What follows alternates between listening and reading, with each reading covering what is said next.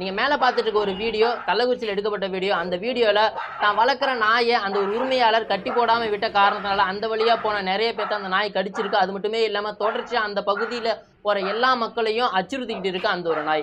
இது அந்த உரிமையாளர்கிட்ட போயிட்டு சொன்ன போதும் அந்த ஒரு உரிமையாளர் எந்த விதமான நடவடிக்கையும் எடுக்கல அப்படிங்கிற மாதிரி சொல்றாங்க.